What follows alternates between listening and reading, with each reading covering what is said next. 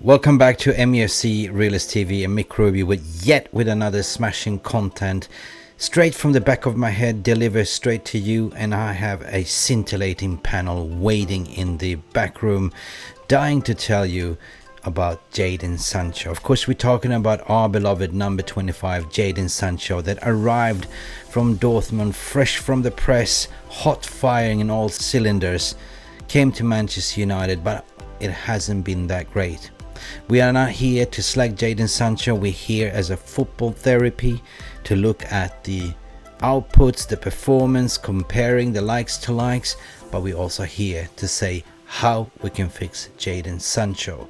Stick around, smash the like, because here we go. What should we do with a broken Sancho? What should we do with a broken Sancho? What should we do with a broken Sancho early next season? Hey, hey, up he rises, hey, hey, up he rises, hey, hey, up he rises early for next season. He's had a chip. How are you doing? Oh my god! I just have to add the gold bridge, because you know what, a lot of people are slagging players, but what they don't do is to look at how to fix it. Like, you know, I have a brilliant person that just came and joined us. Nuruddin, are you there? Big up, people. Big up, love and life. How are you, sir? You just came to the right moment. So I don't know if you watched the stream back, but we just basically talked about Jadon Sancho's stats and history before he came. We compared apples to apples.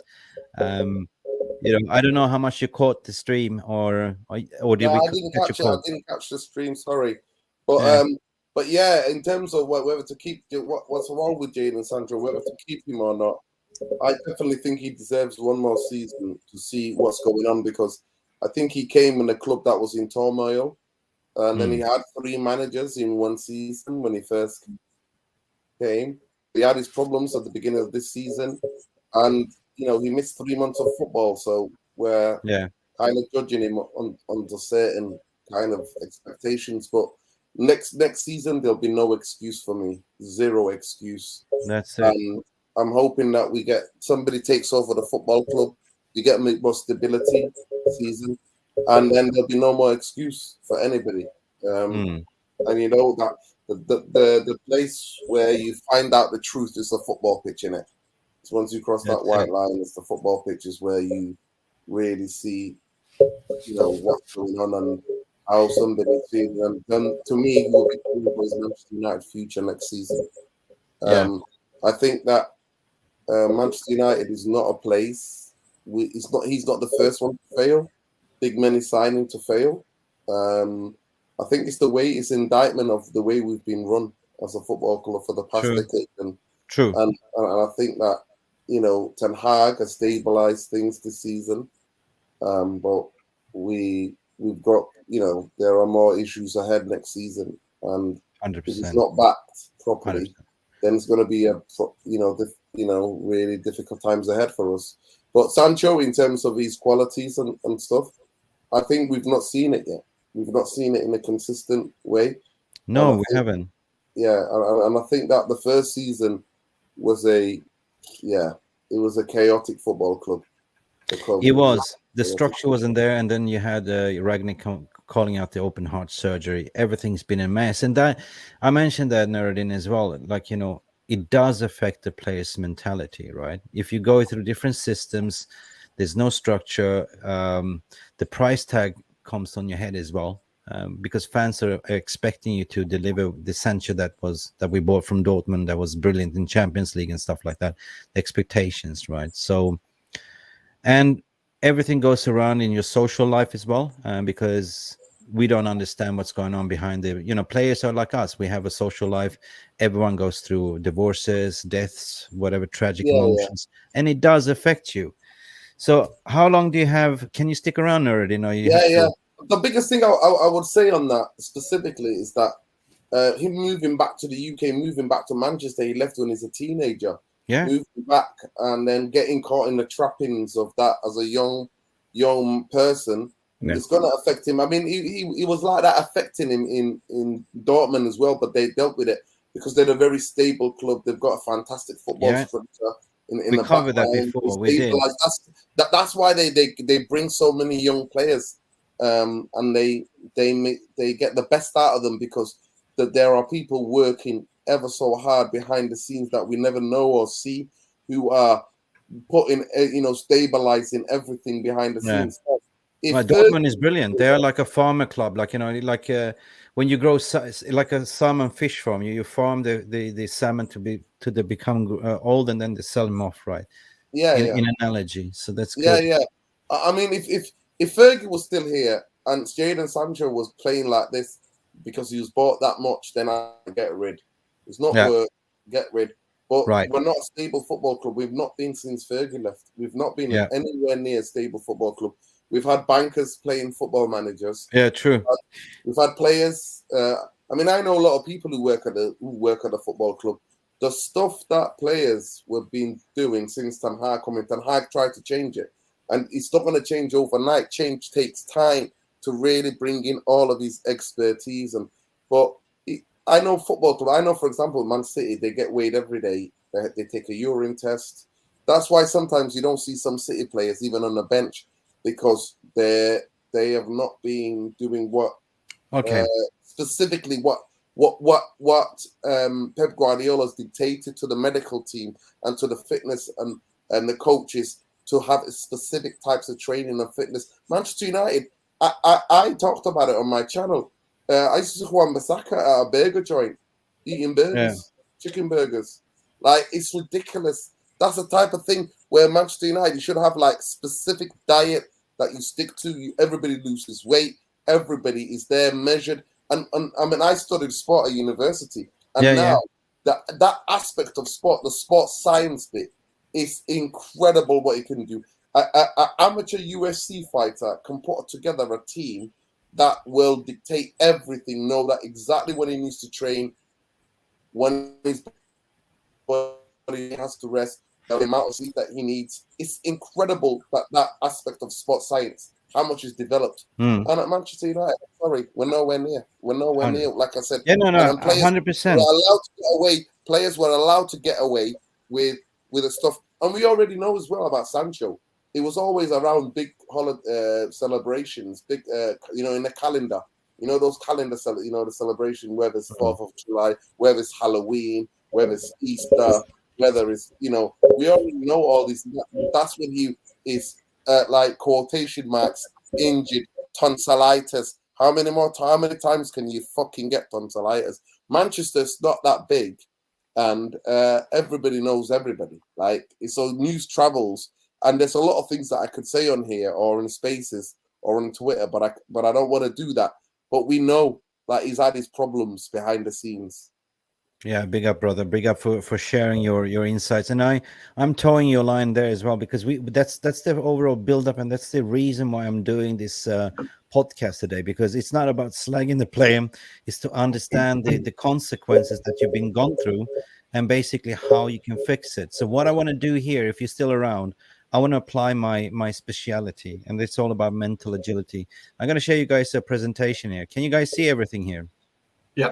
So this is what I call the roadmap, how to fix Sancho, right? And this is something that we see in Erik ten Hag are already been practicing, but we don't really know what method is. This is what I call, like, the learning agility, the big five, right? This is the mental agility, and is what I covered. Like, if your brain is not trained and fit, your body would just simply not follow, right? And I know that I play the game, but I'm also been competing in fitness physique and stuff like that, like Jay Daly, and that's a tough sport. Like, you have to be mentally strong and motivated all the time. Diet. You know what I mean? And that's if your brain is not trained, if you're not motivated to do it, your body will just give up, right? And that's it, right? Right now I'm in a slump period. I call it the off period. I don't really want to. I just want to be lazy, and the body's following. I feel like my back is killing me, stuff like that. It's all connected, right? So basically, I want to just cover it quickly, how to break it down. Like, well, Ten Hag's coaching principle is nobody's talking about. Yeah, there's tacticals, but it's also mental, like the learning agility, right? What is that? The big five. And this is what we're going to dive into, right? And this is what we've seen with Marcus Rashford. You know, he went away, came back, and this is why he's doing this. So the learning agility with the big five consists of the self-awareness part of it, the mental agility, the people agility, the change agility, and the result, right? Are you guys with me regarding this? So if you break it down, what the self-awareness is, this is the extent which the individual know his own true strengths and weaknesses, right? This is one thing. Yeah, I know I can drop the ball. I know I can do this, but there comes something with the mental one where you start doubting yourself, like, you know, which is the ability to examine problems in unique and usual ways. If that is gone, then you start doubting yourself. And then comes to the people agility, you shy away, you know, even if you're skilled communicator talking about your problems, or some people just invert and don't talk about the problems. Like, you know, it has to do with what type of personality you are. Some people are extrovert, some people are introvert, like, you know. And Jadon Sancho seems like not such an extrovert person. He's a little bit timid whenever he speaks. He's a little bit media shy in certain ways. Well, it's, I never met him in person, but I've seen the interviews. He's like, yeah, I don't like this. Right? Doesn't really like it, right? He doesn't like to be in the limelight. And there's the change agility people, and this is the one that is most important, because you need to be, you know, willing to change, as what Stuart mentioned, right? It's down to the individual to change, because the manager's not going to change your agent's not going to change you, but it's up here, it's up to you. It must come from here that you want to make the transformation and change, right? So therefore you have to experiment, you have to find, you have to be comfortable, but sometimes you have to go through the pain barrier to break that change, right? And then you come to the results agility, right? That will come down to deliver the results, you know, challenge the first time in sort of any situations. And this is what Marcus Rashford has gone through. This is why he does this after every goal situation, but he's gone through this cycle. You know what I mean? And what is mean is laser sharp focus, right? What is how to fix Sancho is basically simple. You know, he needs to focus on his mental agility, right? So what mental agility is the ability to quickly shift between having laser focus and seeing the big picture, right? Laser focus means that you have to zoom in and seeing the bigger picture and zoom out. They're needed for high performance in uncertain environments, right? When zooming in, we remain present, engaged with our tasks, and efficient. When we are focused on critical details and important priorities, we can execute our tasks with precision and excellence, right? And when zooming out, we identify our larger priorities and finding comfort with complexity, right? You already know, you know what to do there, right? We can see what new skills are needed to survive and maintain an openness learning and an openness to learning them. So you're open already to learn every new challenge. You overcome these obstacles. Nothing will fear me. You shall not pass, right? We can better strategize and then make fresh connections between different things. And this is what I want to come to. Once you realize there's a mental agility, once you realize all these problems and overcome all these hurdles, then you can build a strategy to overwhelm them, to overcome them, right? And this will build the confidence, right? It's a very, very simple slide and presentation, but I preach this all the time when it comes to learning and development, right? Does this make sense? Right. So this is a fix, according to my opinion, that yes, I agree. I told the line with Nuruddin. I told the line to say, yeah, you got to understand what he's gone through, but you also you have to look at how to fix the problem, right? And this is what Erik ten Hag has identified, his mental agility. This is what he did with Rashford as well. Rashford came back laser sharp, and this is what he's doing this, right?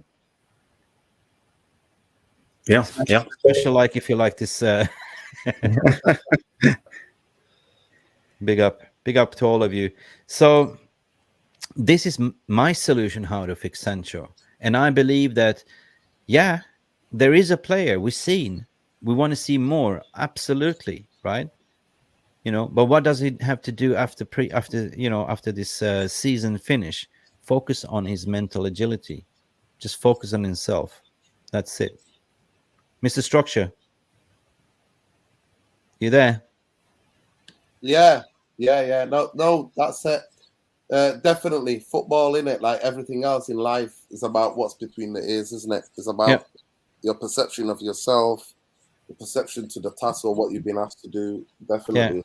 Listen, I would definitely think that this is what it's so sad, because I feel like if I had their money and the millions, I would employ the best sports psychologists, like, to work with me closely. You know what I mean? If I need to be built up, and I would focus. And the thing about it is that all the money and everything else would even come. More money would come if you're playing week in, week out, top notch, in a successful, and you're part of a team that brings Manchester United back to the top. You are going to make so much money, and you can retire at 34, 35. You can retire then. Yeah, you're still young enough to have an amazing life. You know what I mean? You know, I have a brother that couldn't be here. I don't know if you know Kojos 𝑹𝒄𝒌 in the midfield. You know, he's been here. It's Coach Kojo. He sent a message to all of you, including the fan base, including to you, Nerdin, to everyone. I'm going to play his clip and see what Kojo has to say. Are you guys with me? Yes?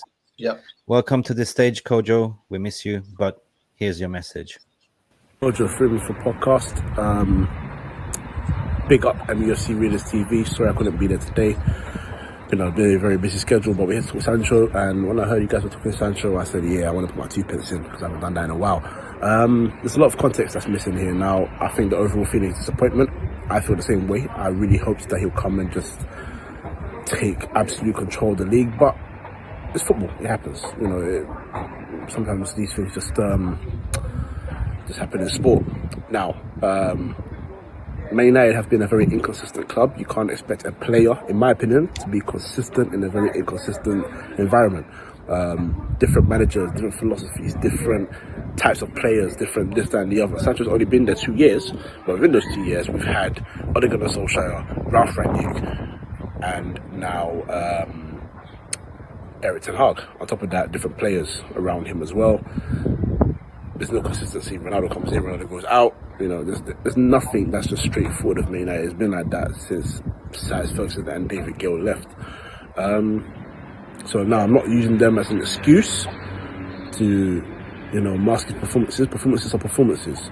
You know, if you can stand out as the best of a bad bunch, you stand out well, and he hasn't done that. But before I go into his criticism, I will say this: Man United, and Dourtmund are not comparable in the sense that, one, on top of being very different leagues that they play in, and obviously Bundesliga being a lot more open than the Premier League, and I will say that Premier League is getting a bit more open than people like to talk about.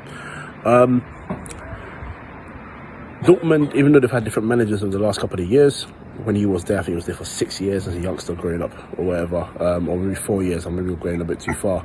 The one thing they kept forward was philosophy. Remember I said at the beginning, the philosophy was not consistent, it was not good enough. At Manchester United, it has not been good enough at Man United, and at Dourtmund, at least they have a plan. So when they bring a different type of manager in, at least they know what football they're going to play and what they're going to do and what they're going to bring. So I think when people like him, and even Rashford, because people criticize Rashford a lot despite his goals this season, some people want him sold still, don't understand that. But what I will say is, even him, he came on Louis van Gaal. After Louis van Gaal was Ole Gunnar Mourinho. After Mourinho, it was, I think, Carrick. No, it was Ole Gunnar Solskjaer. After Ole Gunnar Solskjaer, was Carrick for a few days, and then, you know, Rangnick, and then this guy, and that. It's too much, man. It's too much. He's 26 years old. In what, 8 years in the first team, he's had that many managers, that many different philosophies, that different playing styles, different players around him. It's not good enough. It's not good enough. So, you know, people like him, Sancho, anyone, even Anthony that's come in. Anthony hasn't lit the world on fire yet, but you can see he's getting better. You know, we have to give these players time. Sancho's been there for 2 years. I usually give players 3 years, like I give managers as well. So the third year is coming, and I'm hoping he can really, really shine. And hoping the signings that Ten Hag brings in will help him as well. I think playing with players like Diallo and other people like that, I think will help him big time. Type of similar styles, get into spaces, quicker players around him because he's got a good weight of pass. We'll see what we do there. But no, on top of it, just for him quickly before I end this, it's almost 4 minutes, so I'll make this quick.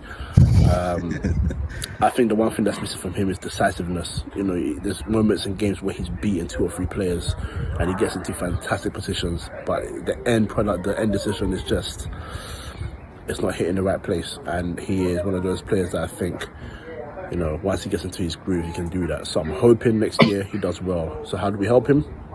Give him the last year. Hopefully Tenhag can find the best way to utilise him. I think number 10 is where he's best placed. Well, that's Bruno's position, but we'll see. He's played a bit deeper recently, so maybe that might help Sancho in getting to more of a better position within the team, playing number 10. And more than anything as well, just commanding a more decisive, better decision-making influence from him. Sometimes you don't need players like him to be completely in the game and doing 1-2 at the time and getting on the ball. And no, let him get involved in the right times. He investigates space, he links up play, and he gets in good positions to make an assist or score a goal. And it doesn't have to be spectacular. As long as it works, it works. I go back to the game we played against Everton at home when McTominay scored. Don't forget his assist. Fantastic assist, got into great space, find the right pass. Yeah, so yeah, that's my 2 pence. It's almost 5 minutes, by the way, so I'm sure that's 5 minutes of an hour show, so have that from me.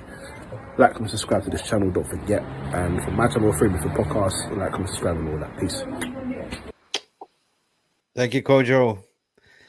The man them speaks fact. Spot on, Kojo. I mean, I'm doing this. Guys, go find Kojo on his channel. It's brilliant. It's, you know, does educational podcast called 3 in the Midfield. Amazing. He does also a little bit of work on Talk Sports as well. Amazing. I have all the time in the world to speak to Kojo, right? Because he speaks facts, right? What he said that was exactly what we were trying to say for the whole stream. 100%. It is decisiveness. 100%. Third year, give him a chance to bloom. There would be players like Diallo coming in as well. Competition for places. But he mentioned something interesting. Play him as a number 10. Gentlemen, any comments? Yeah, I want to hear what Stu has to say about his number 10 position. Look, I can see where he's going, Kojo, on that. But there's 3 things, if I was Sancho, when the summer arrives, that I'm working on. And the first thing is 5 to 10 yard burst. He's got to improve that, his speed. From as soon as he receives the ball or when it starts to travel, it's not quick enough. That initial burst needs to improve, and he can do that very, very, very, very simply over the summer. He also needs to not improve his strength, but his ability to hold off a player better. When he was at Dourtmund, he was quite skilled at that, but he's lost the art of just leaning in at the right time to just lodge a defender or just lodge an opposing player. And then he's got to work on his presence in the final third and the 18-yard box. So for him to offer himself as a 10, he has to have more of a presence on the pitch. I totally agree with what Kojo says, and I can see his ability to be a 10. We've got a better 10 in Pellistri. If Pellistri sorts himself out, because he's got a better lower centre of gravity, he holds the ball tighter, he's a bit more robust, and Pellistri could grow into the 10 better than Sancho for me. But if I'm Sancho, those are the areas that I'm working on. And you're right about his mental agility, Mick. It's 100% correct, that is. Nobody could argue with that. And I go back to myself, I'm a centre-half, and, for me, mentally, if I miss the first header in a game, I've got to get myself switched back on immediately. I have to. Because to me, to miss the first header of a game is criminal. It means that the central striker has got one over me straight away, and I've got to redress that immediately. But I don't do it by making sure I win the second header. I do it by playing myself into the game, making sure if the ball comes to me, I don't give it away. I don't panic with it. I'm calm, concise, and I deal with it. And then next time the aerial challenge comes in, I'm better prepared. I've set myself up better. If he elbows me, I'm wary. I'm ready for the elbow. If he backs into me, I'm ready for him to back into me. And this is what happens in football. This is what happens in games. And Sancho, he just isn't picking that side of the game up. and I don't know. I don't know why, because he did at Dourtmund, and I don't know why. So those are types of things that I would do if I was Sancho, and it would increase my productivity. And as Nuruddin said, it would increase my influence on the game, and that's really important. Yeah, interesting. You're on mute, Mick. So going back to Jarvis, like, I have you say, first and foremost, I totally love what Kojo was saying, and also I agree what Stu is saying. Would you agree what we are saying? Like, what would you do different? Would you start him in a different position? Do you agree that he needs to work on his self-awareness, his mental agility? Yeah, Come back fresh the third season, or give him a loan, give him a sell? For me, I think the players has to stand on their own feet. I'm not in for accommodating players. We tried it with Pogba. We tried it with many of the United players that hasn't worked in the past. So for Sancho, for him to play, he has to cement his place in the team on the left wing or the right wing. That's why we bought him.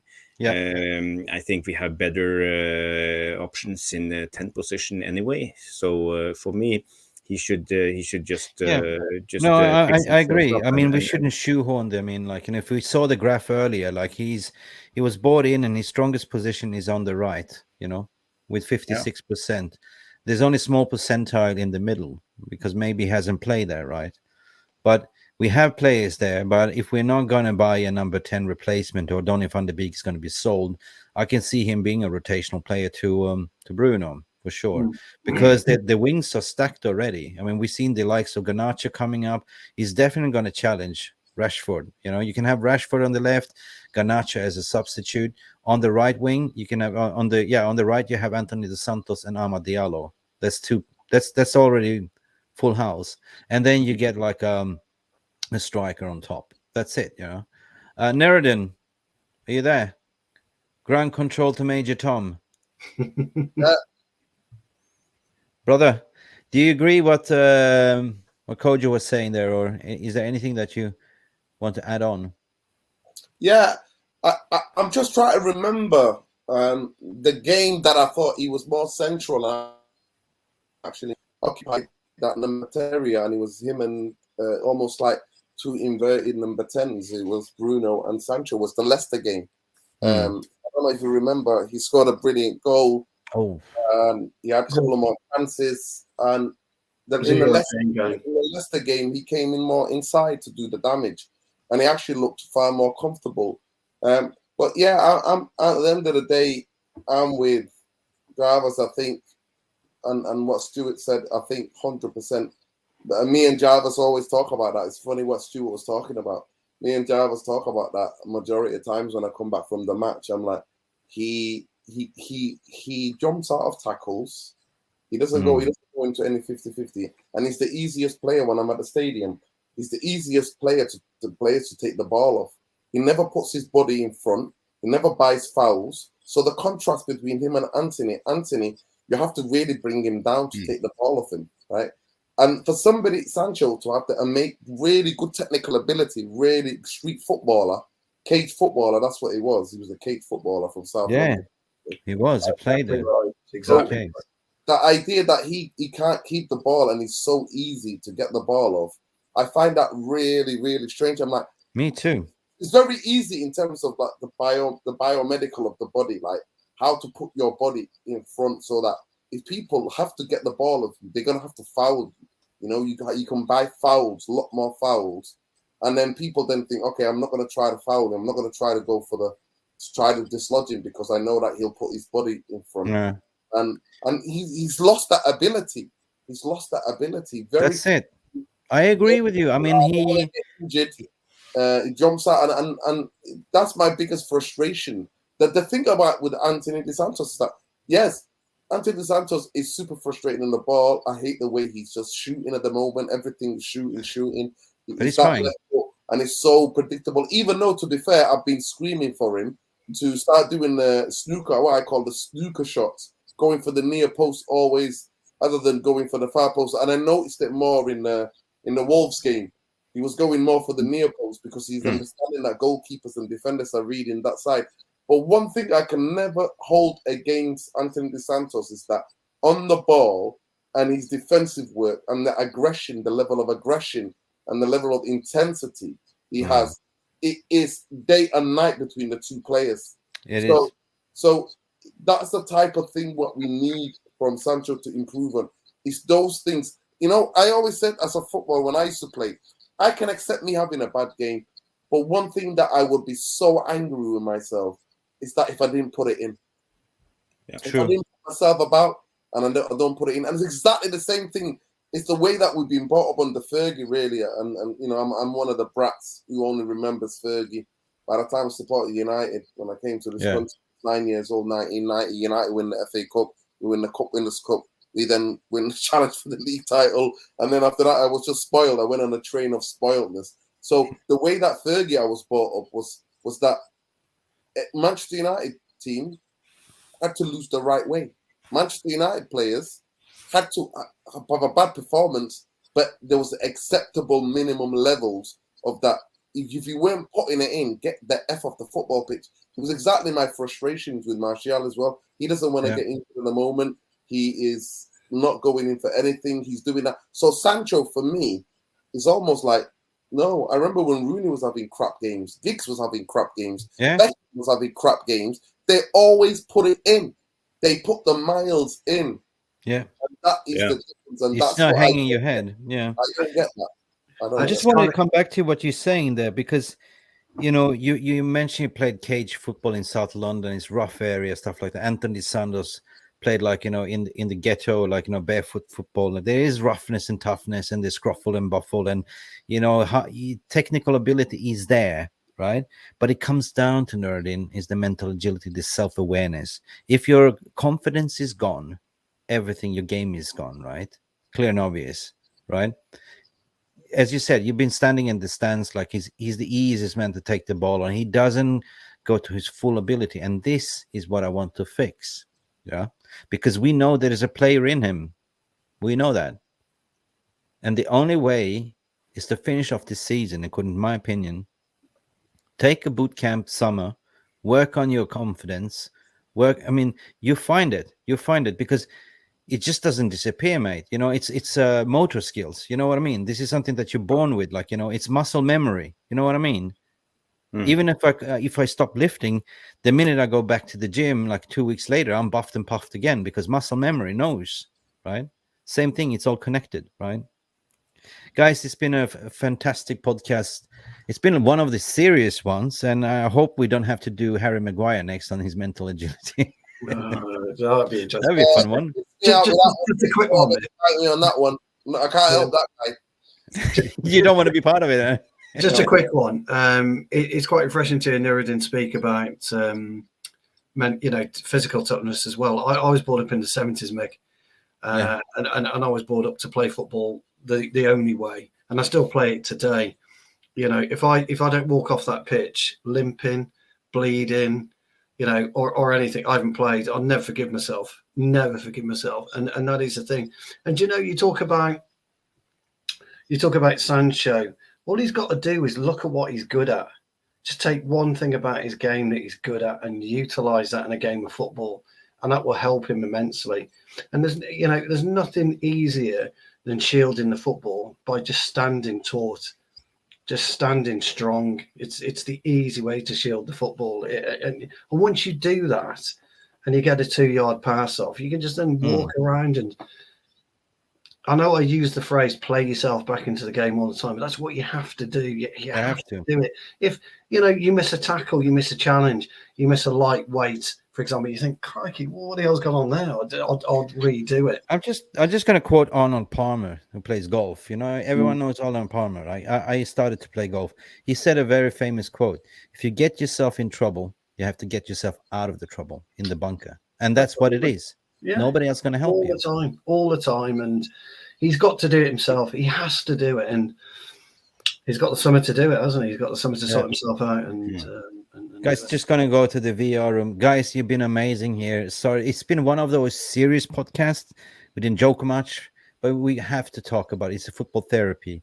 We have to look at the player's mental agility, not just slag off the player, but understand what is the root cause of it and how can it be fixed. And I hope you understand what the problem is, right? But the main point is that the player himself needs to take his action in his own hand. Guys, please, thank you for having the patience. Thank you for all the VR room, for all the big ups. We have some more comments here, but we will close the shop. Guys, like and subscribe to this video. It's free, you know. Don't break your fingernail on it on the way. You know, this is the only dividends that we take, you know, likes and subscribes, because YouTube algorithm is not nice to smaller channel like us. But every like you do, the algorithm picks it up and promotes the channel even up. So this, I hope this content has been educational. I hope we learned something today, because that's what we're here for. Guys, have a beautiful evening, and I see you soon. Big up for all of you. Big up for all the panels. Smash the like right now. And don't forget, glazes out into green and gold until we're sold. Don't fall for the trap with the media spinning. Bye for now. Cheers. Bye. Bye. Thank you so much for stopping by and watching MUFC Realist TV. Don't forget to like and subscribe and follow us on the socials.